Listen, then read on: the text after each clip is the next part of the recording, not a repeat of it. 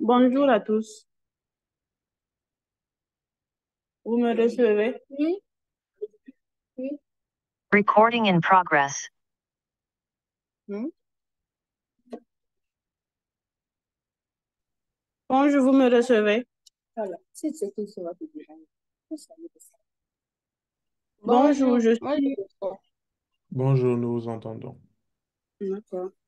Je suis Nadia Ouedraogo, étudiante à l'Université virtuelle en génie logiciel, modératrice de cette session. Alors, aujourd'hui, nous allons parler des langues locales.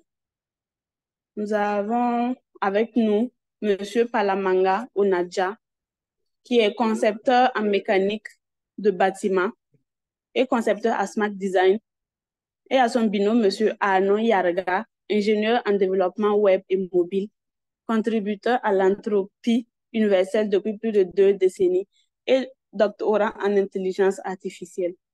Bienvenue à tous à cette conférence où nous allons nous plonger dans le monde fascinant des langues locales.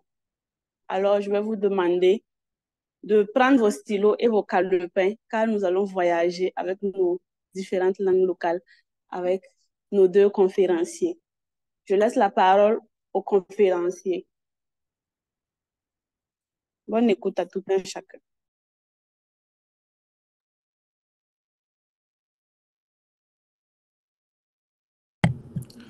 Bonjour, merci beaucoup. Est-ce qu'on... Je vais partager mon écran.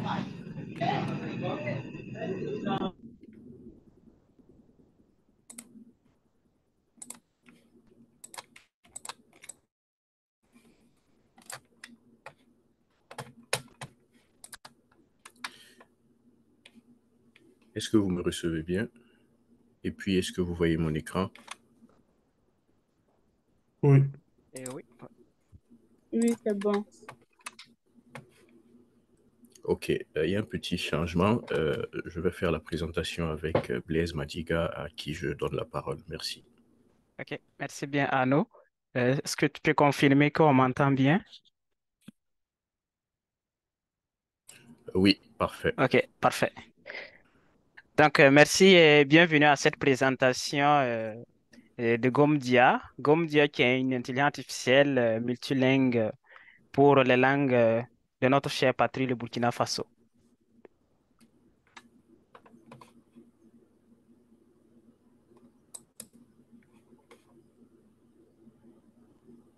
OK, OK, la slide suivante.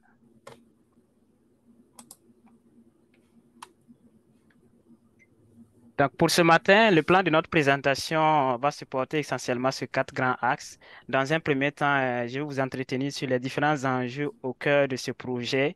Et ensuite, mon collègue Arnaud Yarga poursuivra la discussion avec vous pour les points suivants, notamment l'état de l'art actuel, les objectifs et les applications potentielles en fait en lien avec ce projet et la plateforme elle-même en détail, plus en détail. Et là, je vous présente avant tout propos notre équipe composée essentiellement de Andy Samandoulou, qui est ingénieur logiciel, Arnaud Yarga, qui est un des présentateurs et doctorant en génie informatique, et Blaise Madiega, moi en personne, maîtrise en génie mécanique, et enfin Palamanga Onaja, qui fait un doctorat en génie informatique et génie mécanique également. Donc, Gomdia.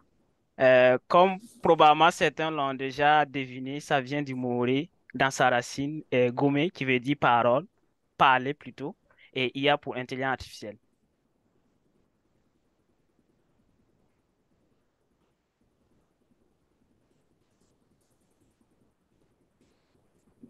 Ce projet Gomdia, en fait, vient comme une solution aux différents enjeux de souveraineté numérique, parce que quand on parle d'enjeux de souveraineté numérique, on a tendance, en fait, de souveraineté, on a tendance à voir uniquement le côté militaire et politique, mais ça va bien au-delà, surtout à l'heure actuelle de la révolution numérique.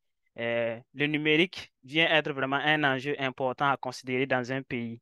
On peut remarquer que ce soit en Europe ou aux États-Unis, beaucoup d'investissements actuellement dans les technologies Et ce n'est pas vraiment anodin parce que c'est un champ de bataille vraiment considérable.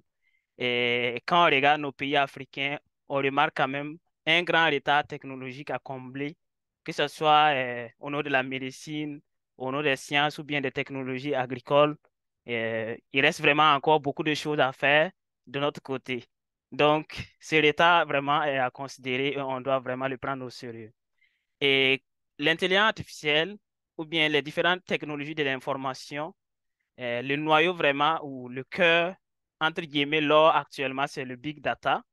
Et le big data contient ces anges comme ces démons parce que ça peut être source aussi de manipulation de masse. On peut le remarquer essentiellement avec les réseaux sociaux où parfois les compagnies profitent de ces plateformes-là pour subtiler, en fait, voler de façon subtile en fait les données, les informations personnelles pour des utilisations abusives.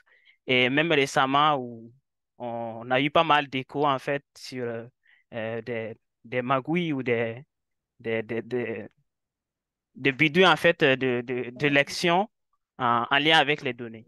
Donc, ça reste quand même quelque chose comme un couteau à double tranchant parce que dans un premier temps, ça peut aider en fait à faire pas mal de choses, mais d'un autre côté aussi, ça peut être source de manipulation de masse. Donc, c'est quand même un problème en fait à prendre en compte dans l'usage de ces technologies.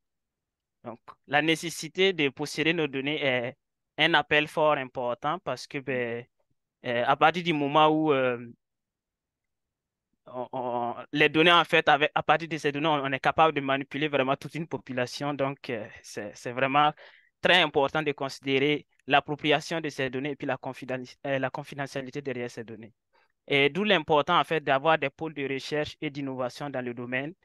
Et Citadel ou l'université virtuelle sont vraiment des bels exemples qui montrent en fait qui ouvrent déjà la voie en fait dans cette lancée.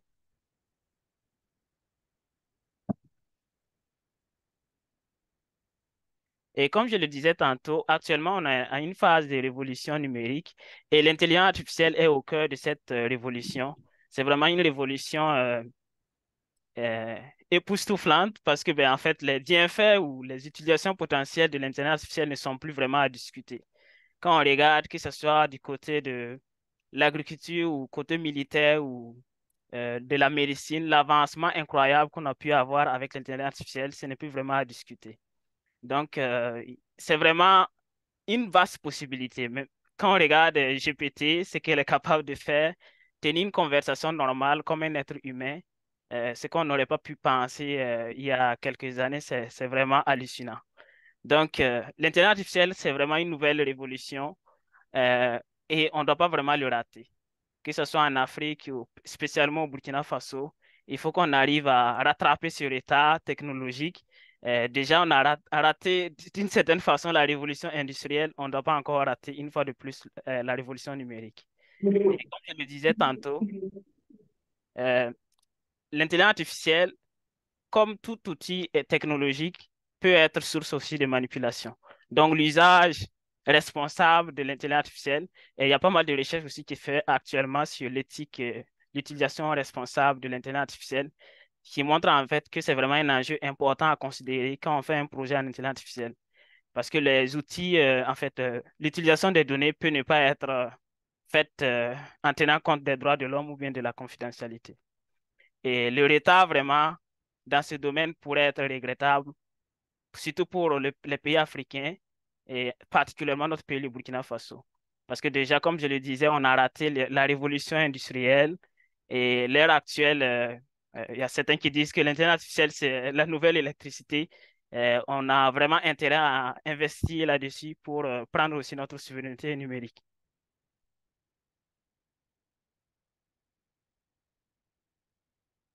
Aujourd'hui, on parle de langue. Pourquoi? Probablement, vous l'avez déjà entendu, mais une fois de plus, je vais encore prêter les mots de Edward Elliot qui dit que tout ce qui demeure en l'homme après qu'il ait tout oublié, c'est bien sa culture. Pour dire que la culture est vraiment une dimension très importante en fait dans la vie d'un homme, de tout peuple, de toute nation. Et les langues sont en quelque sorte les véhicules parfaits en fait pour faire voyager, en fait, pour faire partager, pour véhiculer nos valeurs culturelles. Et nos langues actuellement, on ne peut pas dire qu'elles sont en sécurité. Des statistiques prouvent vraiment le contraire, et notamment les statistiques de l'UNESCO qui montrent que pratiquement la moitié des langues africaines risquent de disparaître d'ici la fin du siècle. Donc, c'est vraiment un appel très fort pour nous, surtout en cette ère de l'intelligence artificielle, euh, de faire quelque chose en fait pour sauver ces langues-là. Et ces langues sont en train de s'éteindre petit à petit, notamment à cause de la mondialisation, parce que là maintenant tout le monde parle pratiquement français ou anglais, et aussi les séquelles de la colonisation. Donc, il est fort, en fait, il est indéniable que les langues sont vraiment à sauver. Donc, c'est un domaine dans lequel on doit forcément investir et pour protéger en fait nos cultures. Et même récemment, le gouvernement burkinabé a décrété une loi portant sur l'officialisation de certaines langues. Donc, ces langues locales seront officiellement des langues officielles. Et ça montre à quel point, en fait, c'est quand même un point pertinent à faire avancer dans notre pays.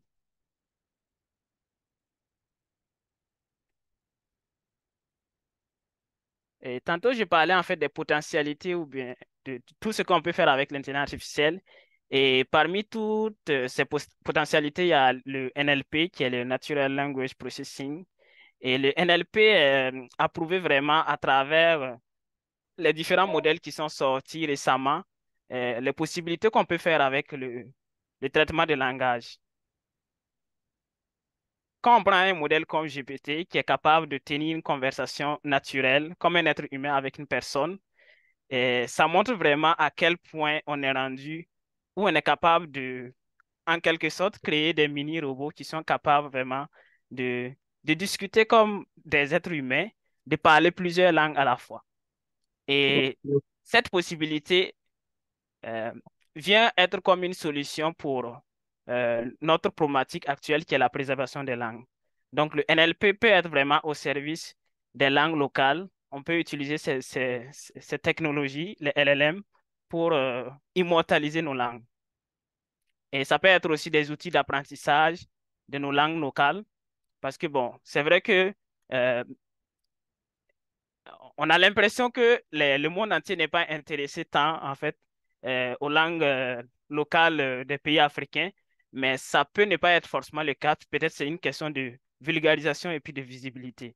À partir du moment où on a des outils qui permettent en fait de vulgariser ces langues-là, on peut peut-être être surpris en fait de l'intérêt que pourrait porter en fait le monde entier à l'égard de ces langues.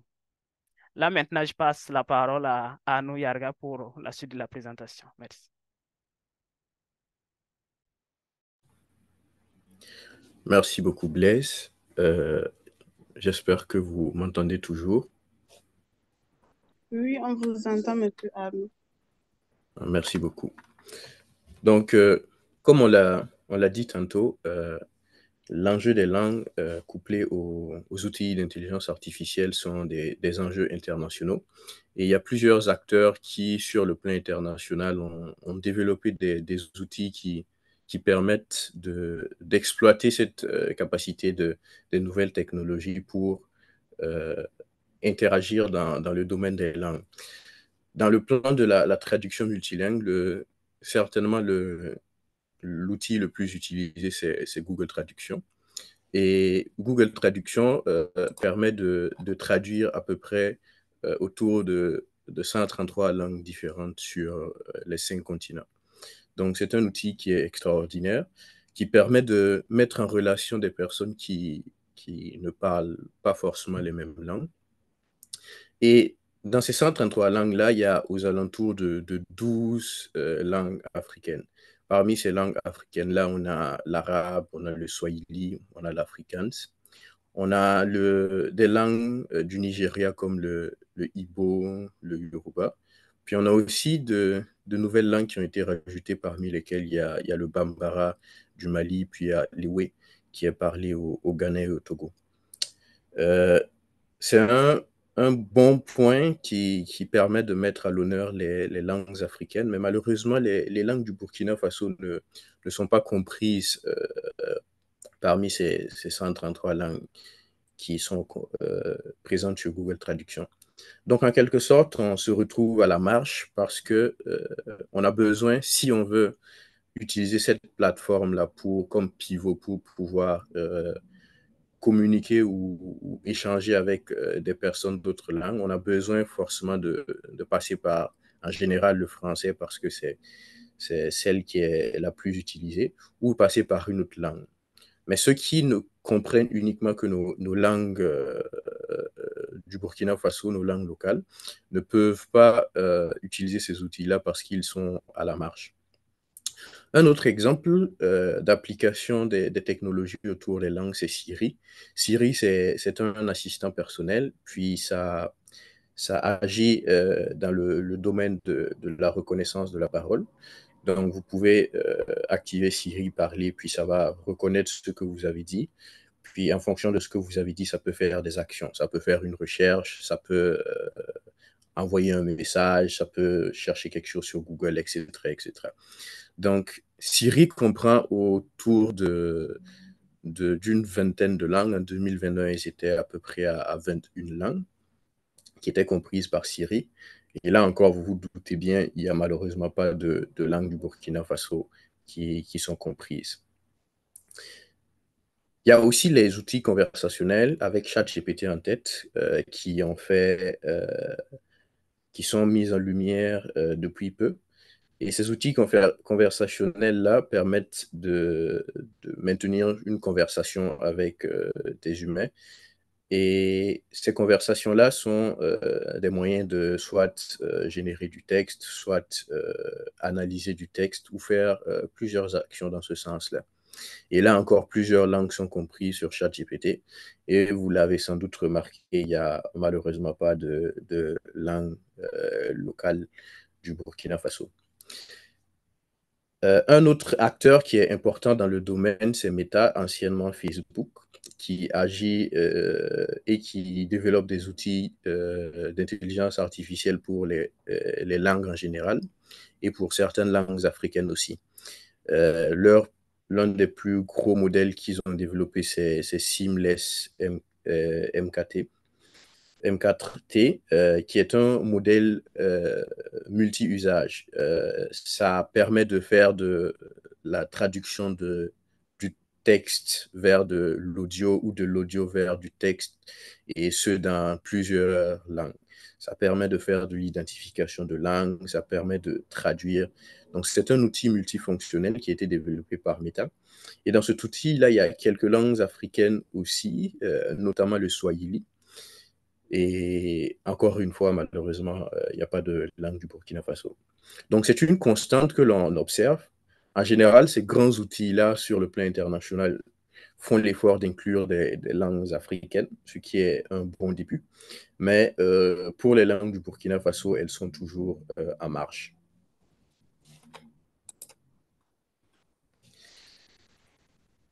Donc, pour le Burkina Faso, il y a quand même des efforts qui sont faits à l'interne.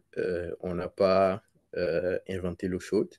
Donc, on a un outil de traduction textuelle moré français qui a été développé par un étudiant de Citadel, Ahmed Joseph Willy, qui a fait une présentation de ses travaux cette année même, je pense qu'il y a quelques mois de cela. Et c'est un outil qui permet de faire la traduction français-moré, moré-français, mais de la traduction textuelle. C'est un outil qui utilise de l'intelligence artificielle, des technologies nouvelles. Mais malheureusement, comme beaucoup d'outils qui sont développés autour de nos langues, il fait face aussi à un besoin ou à une absence de données suffisantes que l'on va évoquer un peu plus tard. Il y a également un travail qui a été fait par Orange Innovation. L'article en question a été publié il y a quelques temps aussi.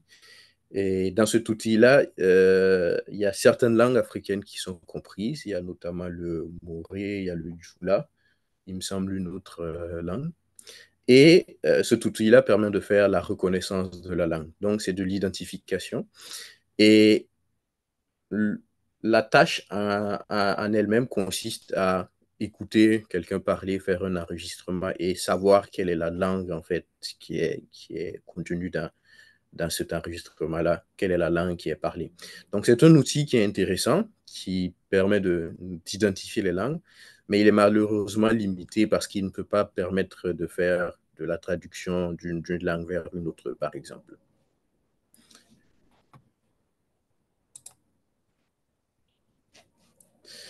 Donc, au regard de l'existant, les besoins que nous constatons sont principalement un besoin en données.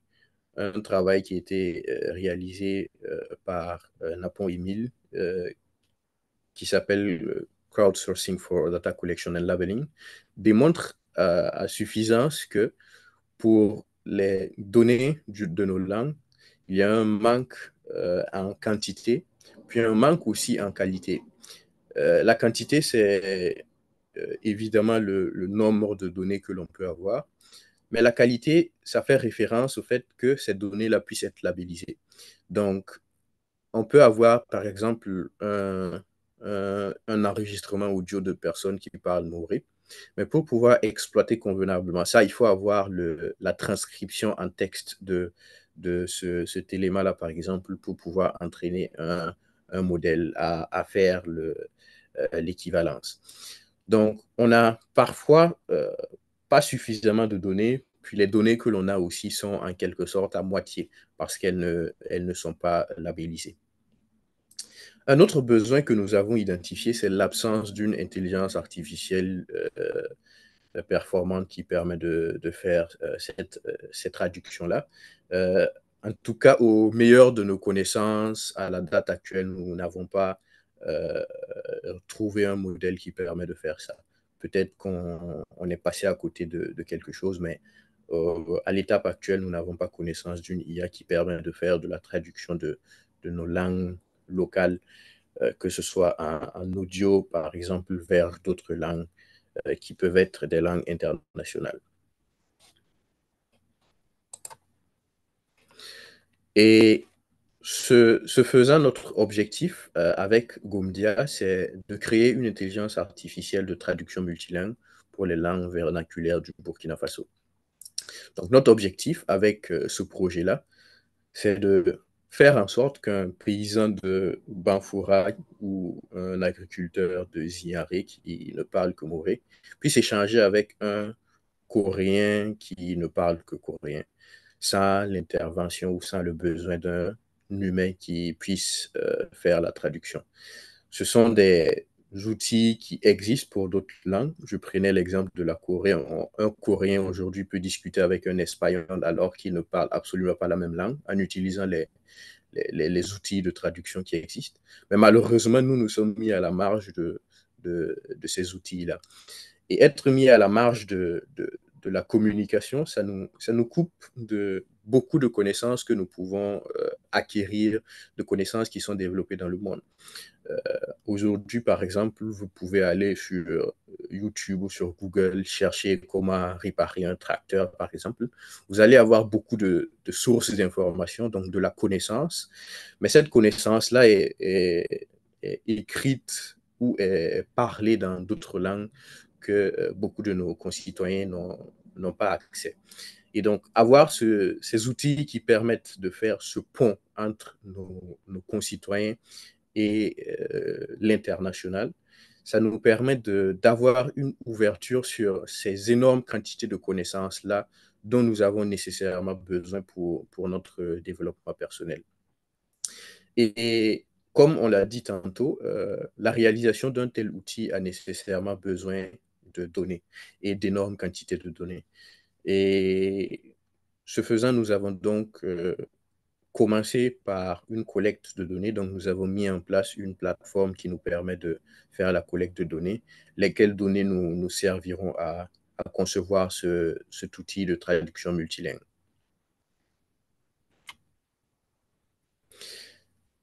Donc, l'outil que nous allons concevoir pourra premièrement être appliqué comme outil de traduction. Donc, ça pourrait être sous la forme d'application, ça sera sous la forme d'application web et mobile.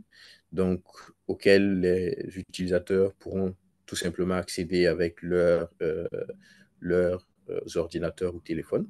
Mais ça pourrait aussi être des modules intégrés directement sur les téléphones parce qu'aujourd'hui, les téléphones intelligents ont au sein d'eux-mêmes de manière native des outils de traduction. Donc, ça pourrait aussi être intégré de cette façon-là. Nous pouvons aussi élaborer des chatbots, donc des outils de conversation automatique qui pourront converser en utilisant nos langues vernaculaires. Et enfin, ça pourrait aussi servir de plateforme d'apprentissage. Donc, on peut imaginer le cas d'utilisation où quelqu'un ne comprenait pas, par exemple, le moré, utilise cet outil-là pour apprendre la langue. Et comme cet outil comprend à la fois le moré et le français, cet outil-là pourrait être utilisé pour faire de l'apprentissage. Et on n'est pas nécessairement limité au français comme langue de destination, étant donné que il existe des outils qui permettent de traduire du français vers l'anglais ou de l'anglais vers n'importe quelle autre langue. On peut utiliser le français comme langue pivot. Et ce faisant, on pourrait passer par exemple du moré vers le français et ensuite du français vers le chinois ou le japonais. Donc l'utilisation ne se limitera pas à une traduction vers le français. Ça pourrait juste être comme une langue de pivot à travers laquelle on pourrait faire de l'expansion vers d'autres langues.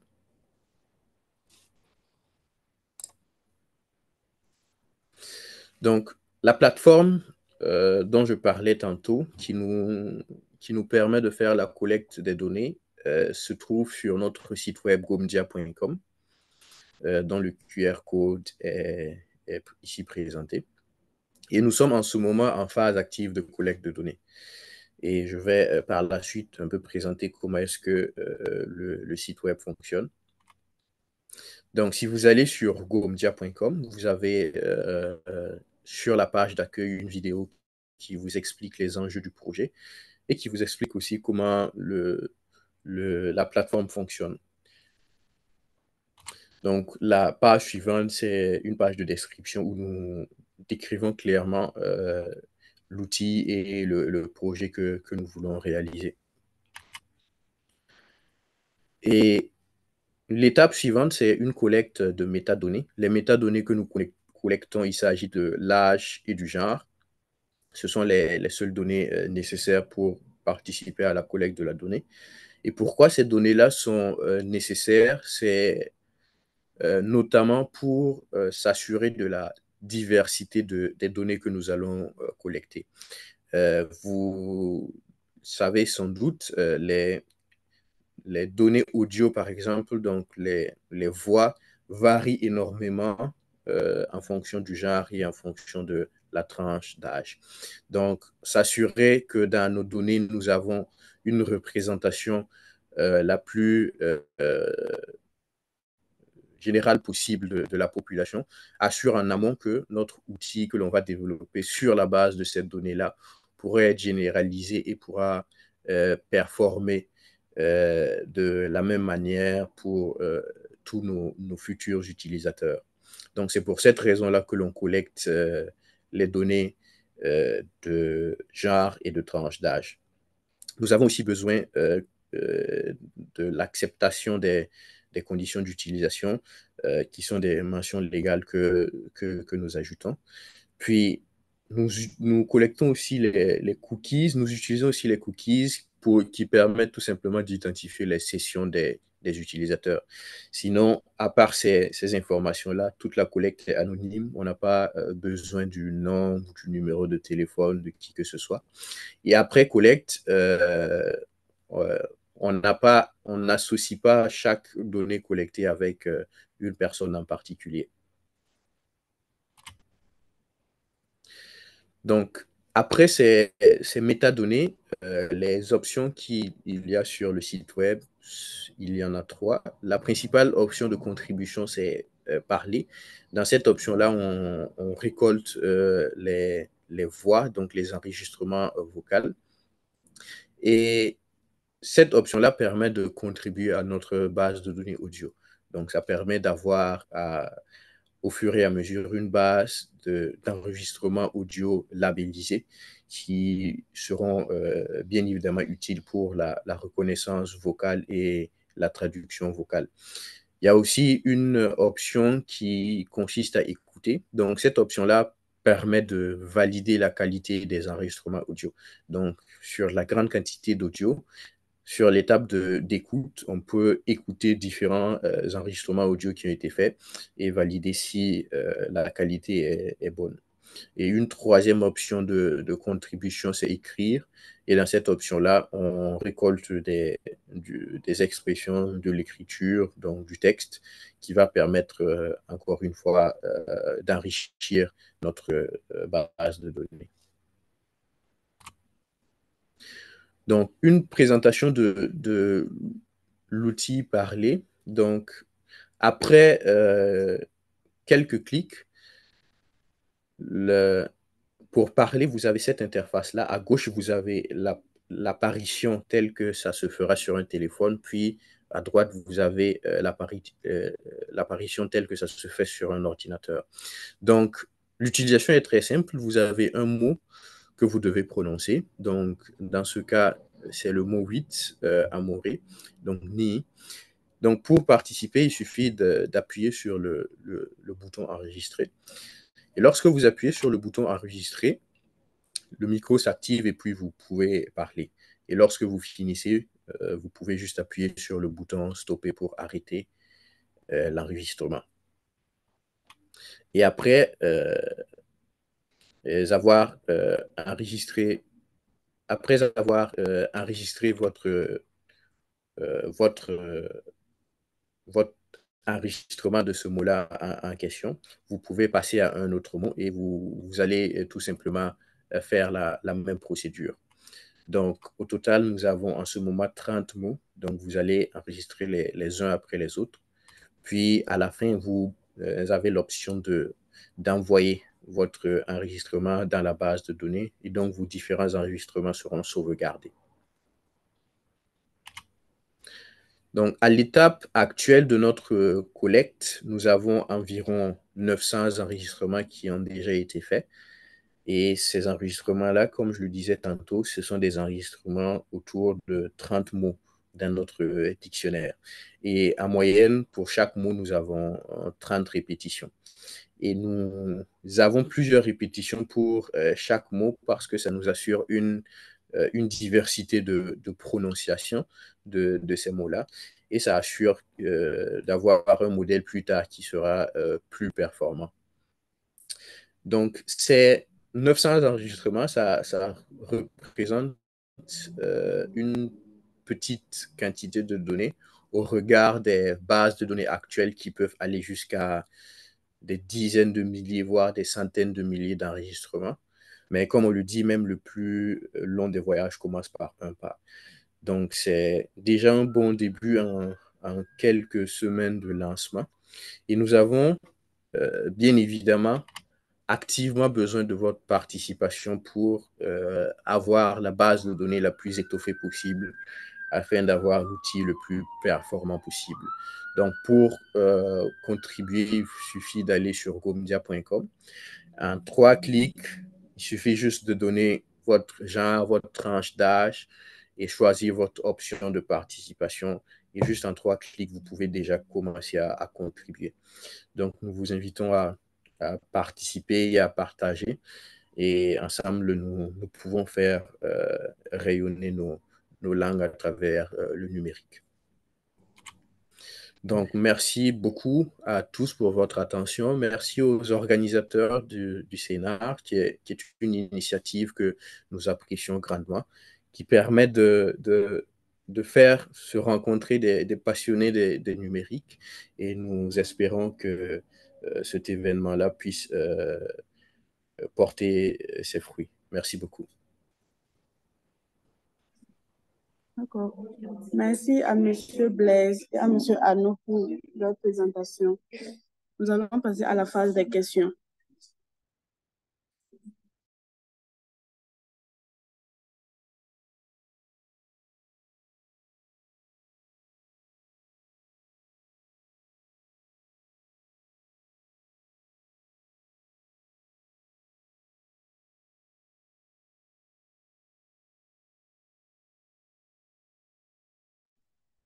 Ceux qui n'arrivent pas à lever la main ou à parler, il y a le chat qui est là. Vous pouvez les poser les questions dans le chat aussi.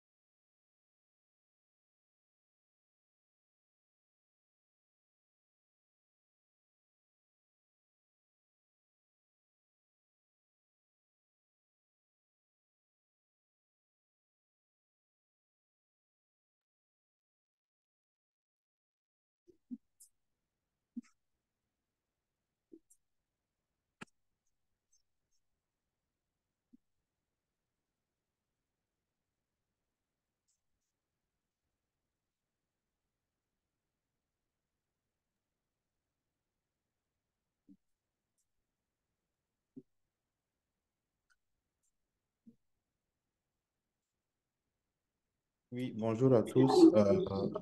Je pense qu'il y a Léon Itiema qui veut parler. Pour les autres, vous pouvez lever la main et poser vos questions ou faire vos suggestions.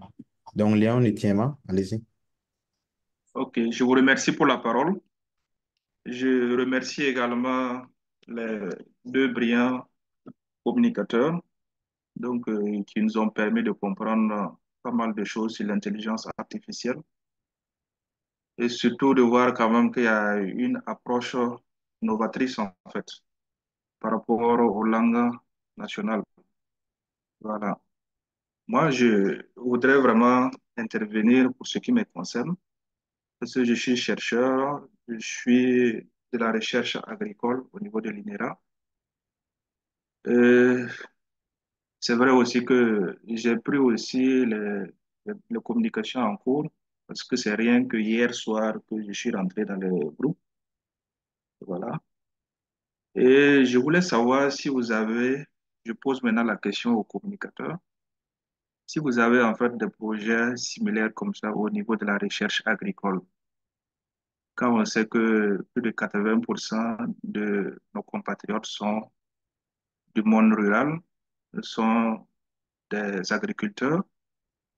On se dit que les langues locales peuvent contribuer en fait à révolutionner l'agriculture. Donc, à travers des connaissances sur la fertilité des sols, la connaissance en fait, ça veut dire sur des maladies, les connaissances en fait, ça veut dire liées, voilà, à l'utilisation de l'intelligence artificielle en lien avec la pluviométrie et bien d'autres aspects en fait. Voilà, j'aimerais vraiment savoir, est-ce que vous avez des projets similaires ou bien vous connaissez peut-être des gens qui travaillent aussi dans ce domaine. Donc, je demande vraiment des précisions et beaucoup plus d'éclairage, en fait. Je vous remercie. Ok, merci beaucoup. En fait, notre angle ou notre champ d'application, c'est vraiment les langues. Donc, c'est ce sur quoi nous orientons nos travaux. Mais cependant, euh, je, je suis convaincu qu'il y a des gens qui travaillent précisément dans l'application de l'intelligence artificielle dans le monde agricole. Peut-être Monsieur Bazongo, peut-être il y a certains communicateurs qui ont ou qui vont parler de ça, mais je vous laisse la parole.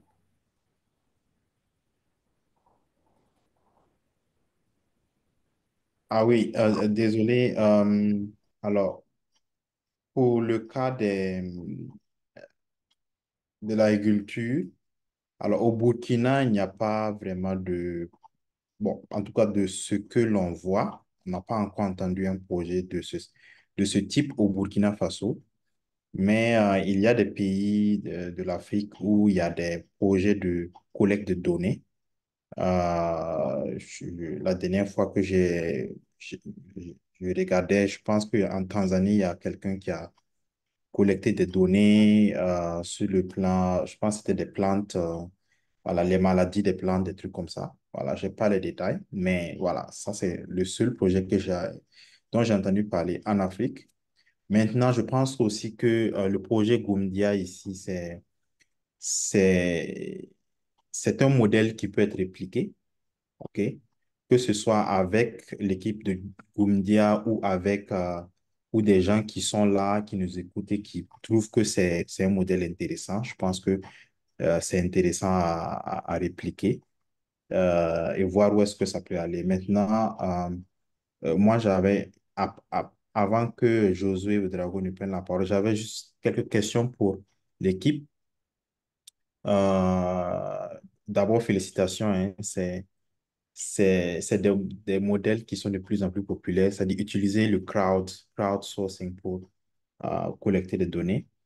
Mais je me pose des questions sur la viabilité parce que je suis sûr que vous utilisez des ressources pour mettre en place cette plateforme, le site, la base de données et tout ça. Et quel est le modèle, disons, économique qui va permettre que ce soit au moins durable. Voilà, même si on imagine que l'option profit n'est pas le plus important, mais au moins que ce soit viable, que ça reste pendant longtemps. Qu'est-ce qui est prévu? Qu'est-ce que vous avez en tête? Voici une question que j'avais avant de donner parole à Josué. Ok, merci beaucoup. Effectivement, pour mettre en place tout ceci, il y a nécessité d'avoir une approche économique viable. Euh, Cependant, pour l'instant, nous essayons de fonctionner de manière, euh, on pourrait le dire, bénévole, afin d'arriver à une étape où nous avons quelque chose de fonctionnel, jusqu'à à réaliser une preuve de concept. C'est pour ça que pour le moment, notre collecte de données se base sur la bienveillance des participants. Donc, c'est ça. Pour le moment, l'approche économique, comment est-ce qu'on peut faire du profit là-dessus n'est pas définie, mais nous envisageons arriver à une étape où nous avons une preuve de concept fonctionnel avant ensuite se basant là-dessus pour définir l'approche économique ou le plan économique.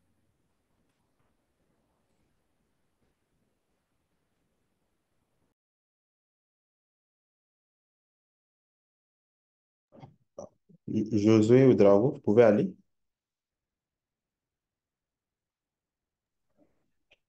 D'accord. Bonjour à tous, j'espère que vous me suivez bien. D'accord. Je me nomme José Ouedraogo, donc je suis étudiant en informatique. Et déjà, je vous remercie pour cette initiative et pour cette belle présentation. Alors, ma question, c'est de savoir si dans le projet, donc le site que vous nous avez présenté, les différents mots qui sont mis sur la plateforme, est-ce que c'est l'utilisateur qui choisit les mots qu'il aimerait mettre la prononciation ou l'écriture, ou bien c'est des mots qui ont été déjà définis et que l'utilisateur doit voilà, donner la note vocale ou la manière d'écrire de ce mot-là. Et si, quelles sont les langues qui sont possibles? Parce que j'ai vu dans la présentation, c'est le mot. Est-ce que c'est ouvert aussi à d'autres langues? Merci beaucoup. Merci beaucoup. Effectivement, pour l'utilisation actuelle, les langues que les mots plutôt que peuvent, euh, les mots que les personnes peuvent dire sont prédéfinis. Cependant, ces mots-là sont sujets à filtrage. Donc, on ne prend pas automatiquement des mots puis on les rend disponibles. Il y a une option qui nous permet de collecter de nouveaux mots, de nouvelles expressions, mais c'est après filtrage que ces mots-là sont choisis. Donc, pour le moment, ce sont des mots prédéfinis. On a une trentaine de mots. Et c'est ça. Donc, il y a la possibilité d'ajouter des mots, mais les mots qui sont pour le moment présents, ce sont des mots qui sont en prédéfinis. Donc, lorsqu'on veut faire un enregistrement c'est sur ces mots qui sont prédéfinis là. En ce qui concerne les langues, effectivement, vous l'avez remarqué dans la présentation, c'est le Moré. Et l'ambition de ce projet-là, c'est de s'étendre à plusieurs langues. Et comme il faut bien commencer quelque part, c'est la raison pour laquelle la langue sur laquelle on commence, c'est le Moré, parce que on peut espérer avoir le plus d'utilisateurs là-dessus. Mais évidemment, nous avons pensé en amont rendre notre plateforme flexible pour pouvoir l'étendre très rapidement à d'autres langues. Donc, je ne sais pas si ça répond à votre question. Oui, merci énormément, ça répond à la question. Merci.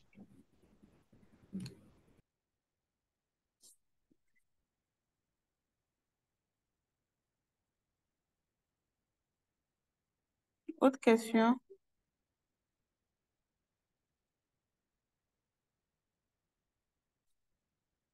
Voici. Ok, monsieur Amon, vous avez la parole. Oui, j'allais juste demander comment vous vous assurez que les gens continuent d'aller sur la plateforme et de continuer voilà, à contribuer en fait, parce qu'on peut le faire une fois, deux fois. Maintenant, qu'est-ce qui prouve que, ok, peut-être la semaine prochaine, il va revenir continuer à le faire?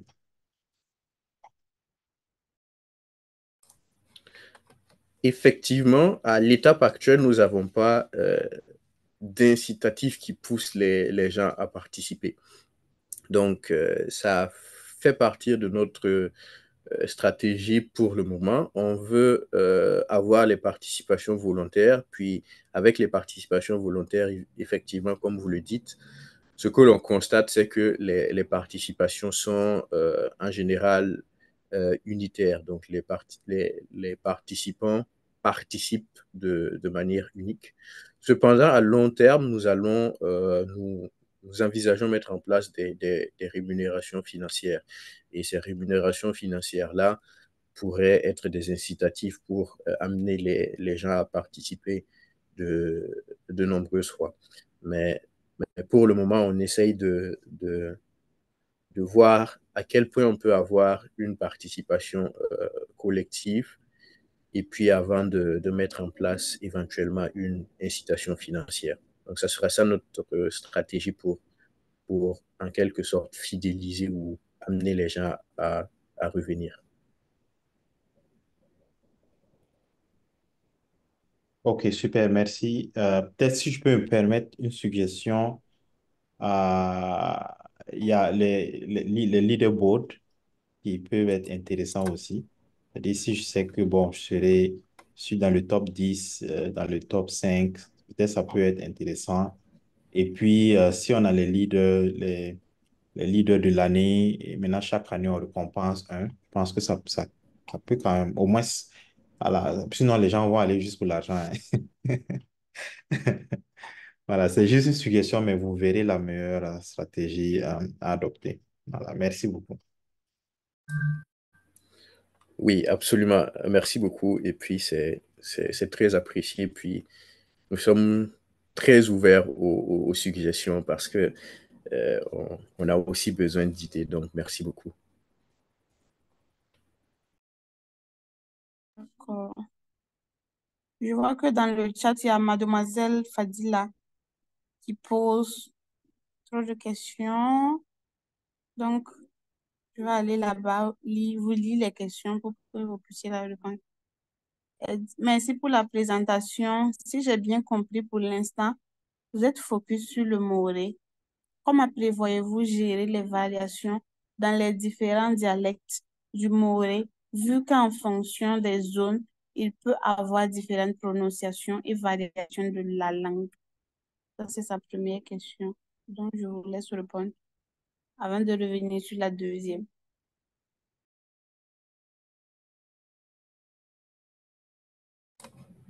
Oui, effectivement, les différents dialectes du Moré sont un enjeu. Notre stratégie pour pallier à cela, c'est de maximiser notre collecte de données et la rendre la plus diversifié possible. Donc, si on prend par exemple pour un mot bonjour, on a dans notre base de données les différentes manières de dire bonjour en fonction des différents dialectes. Ça nous donne une diversité de représentation de ce mot-là. Et dans l'outil, dans le modèle d'intelligence artificielle, il va pouvoir se représenter ce mot-là suivant cette distribution. Et lorsque l'utilisateur final le prononcera en utilisant un dialecte ou une manière de le prononcer différente, vu que dans les données préalables, cette représentation a déjà été prise en compte, ça ne devrait pas poser de problème. Donc c'est pour cela que nous souhaitons avoir la plus vaste représentation possible au sein de notre base de données. Ensuite, la deuxième question, est-ce que la base de données pourra à long terme être accessible pour d'autres projets?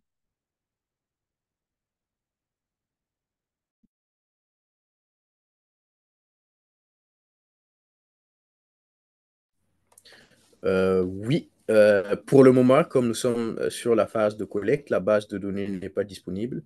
Mais effectivement, après la collecte, il y aura nécessairement besoin d'un processus de pré-traitement pour nettoyer en quelque sorte la base de données, pour enlever les enregistrements qui ne sont pas corrects ou qui sont faux ou qui sont très bruités. Puis ensuite, ça sera disponible.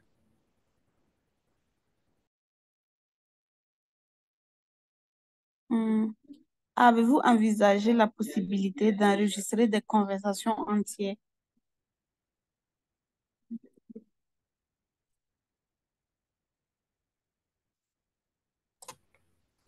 Oui, ça c'est une option, mais qui est dans les étapes à venir.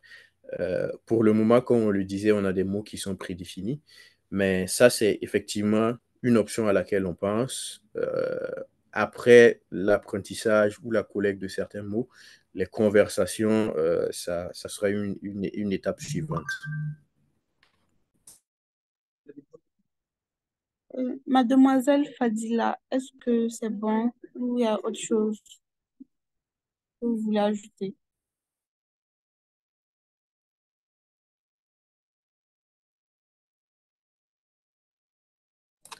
Vous me parlez?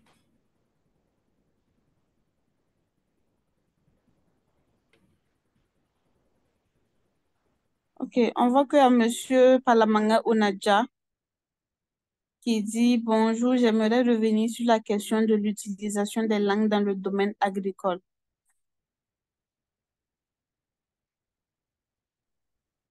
Est-ce que je peux parler? Oui, vous avez la parole. Ok, merci beaucoup. Donc, bonjour à tous. Puis, merci encore pour les présentateurs de nous avoir représentés. Je fais partie du groupe, ils l'ont mentionné tantôt, donc Palamanga Onaja. J'ai vu passer la question sur l'utilisation de l'intelligence artificielle dans le domaine agricole. Dans ce champ-là, il y a plusieurs points. Le premier point, je pense que l'application de notre projet est un peu plus, comme on va dire, universelle, vu que la communication, c'est la base de tout. Si la question, c'est dans ce sens-là, l'outil se veut justement un outil qui va faciliter l'interaction entre des gens qui ne parlent pas les mêmes langues et ça va faciliter aux agriculteurs l'accès à certaines informations qui sont peut-être juste des informations techniques en français ou en anglais. Donc, ça va permettre en fait de briser ces barrières-là. Ça, c'est côté application purement communication et puis recherche d'informations.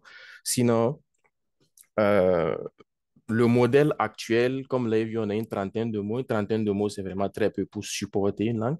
C'est pour ça qu'on appelle en fait à la contribution. Mais ce qui va être déterminant dans l'excellence de l'outil à pouvoir faciliter la communication pour des gens qui sont spécifiquement dans le domaine agricole. Ça va être plus en fait le champ lexical. Plus on aura de propositions de mots qui seront dans ce domaine-là, plus le modèle en fait se verra efficace à aider en fait nos agriculteurs à communiquer plus aisément. Sinon, si c'est l'application de l'IA en général dans le domaine agricole, comme mentionné plus tôt, il y a des travaux qui se font sur différents champs, mais nous, c'est vraiment plus en fait sur le côté communication. Il faut bien commencer par quelque part et je pense que ce projet-là, toute la partie introduction voulait justement mettre le point sur le fait que il faut qu'on essaie de, de, de, de catalyser un peu le domaine en fait en Afrique pour qu'il y ait des projets endogènes, en tout cas des solutions endogènes en fait qui puissent émerger. Donc, il faut bien commencer par quelque part et puis, compte tenu de l'urgence de la disparition des langues, c'était important quand même de se pencher là-dessus. Mais à venir, on espère que ça va créer un certain engouement autour des applications de l'intelligence artificielle et que des solutions endogènes sur d'utilisation peut-être de l'intelligence artificielle dans le développement de certaines, de certaines semences ou de la reconnaissance de maladies ou la surveillance de terrain, ce genre de trucs-là pourront émerger avec le temps. Donc, c'est ce que j'avais à rajouter par rapport à cette question-là. Merci.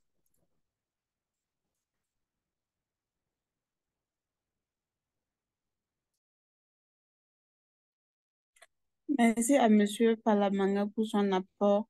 On voit qu'il y a Monsieur Amon qui veut parler. Vous avez la parole. Oui, merci encore pour le retour. Ça me permet de, de me rappeler que lors du hackathon Sénat 2023 de l'année passée, il y a eu le premier prix.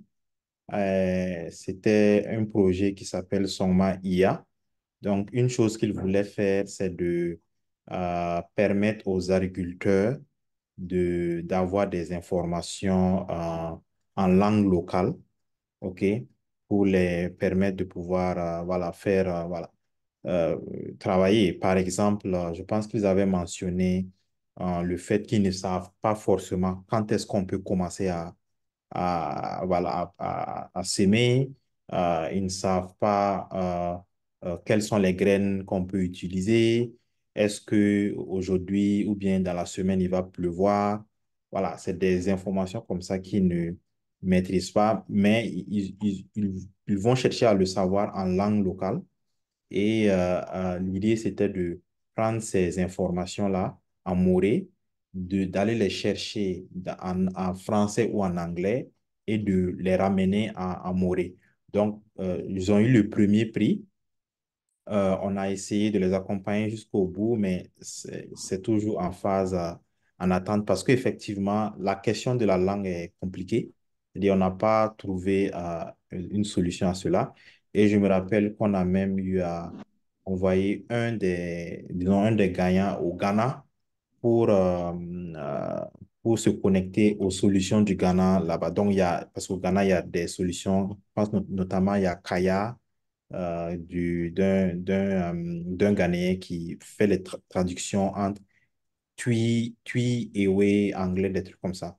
Donc, c'est pour dire que c'est quand même important. Si on prend la langue, en tout cas, comme vecteur de communication, il y a plein d'applications qui peuvent être appliquées à cela. Donc, merci à Onadia d'avoir rebondi sur la question. Sinon, j'allais vraiment pas me rappeler de ça. Voilà.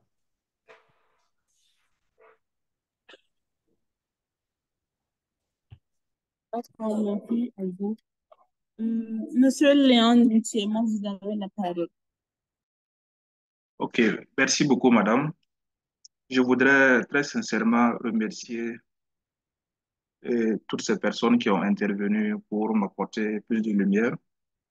Voilà, donc je vois quand même que le champ est tellement vaste et qu'il faut toujours commencer par quelque part, en fait. Donc, comme quelqu'un l'a déjà dit, pour tout voyage, ça veut dire que ça commence toujours par un pas. Voilà. Donc, je vous souhaite aussi beaucoup de courage.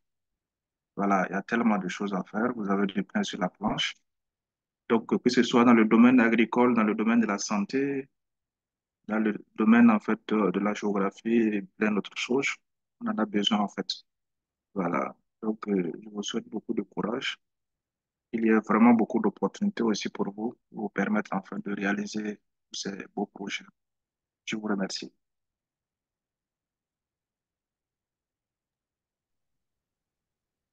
Merci à vous, Monsieur Léon. Y a-t-il d'autres questions?